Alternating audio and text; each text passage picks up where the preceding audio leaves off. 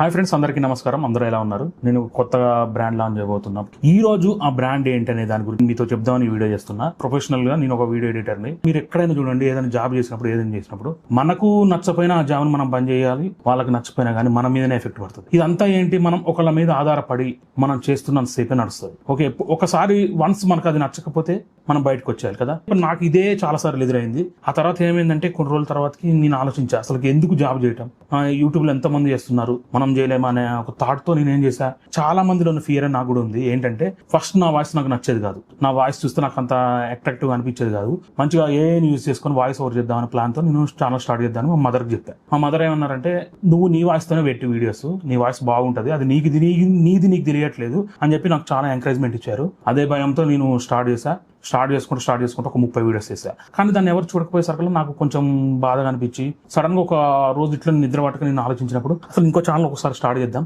Parallel గా 2 run చేద్దాం అని చెప్పేసి అనుకొని ఓకే ఆ ఛానల్ స్టార్ట్ చేసి దాంట్లో ఇంకా మెల్లగా కంటెంట్ పోస్ట్ చేయడం చేశా. ఇక్కడ మెయిన్ నేను చెప్పాల్సింది ఏంటంటే, ఎవరన్నా నన్ను చూసి బాడీ షేమింగ్ చేస్తారా అనేది నాకు బాగుండేది.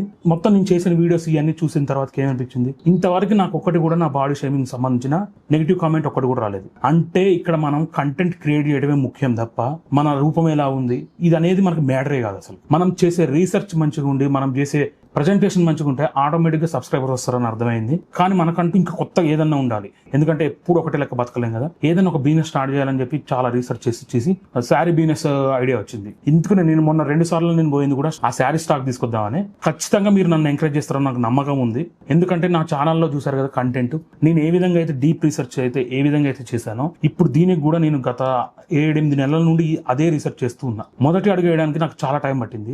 మీరు దీన్ని ఇంకా పెద్ద అడుగుగా మారుస్తారని, నాకు చాలా ఎంకరేజ్మెంట్ ఇస్తారని నాకు చాలా నమ్మకంగా ఉంది ఫ్రెండ్స్. ఎందుకంటే ఒకసారి పోయి స్టాక్ తీసుకొచ్చా, ఎట్లా ఉంటుందని చూసా, చుట్టుపక్కల వాళ్ళకి అందరికి చూపించా. వాళ్ళు ఇచ్చిన ఫీడ్బ్యాక్ ని నేను పాజిటివ్ వేలో తీసుకొని మళ్ళీ ఇంకోసారి వెళ్ళి తీసుకొచ్చినాక, నేను లాస్ట్ టైం తీసుకొచ్చిన స్టాక్ చూస్తారు కదా, మీకు ఎప్పుడు చూపించాలని చెప్పేసి ఉంది.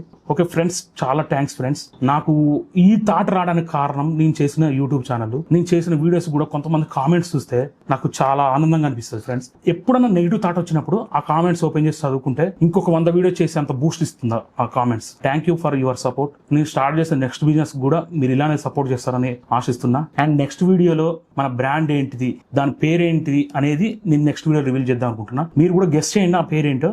అన్నిట్లో ఫాలో అవుతుండండి, సోషల్ మీడియా అన్నిట్లో. By bye friends.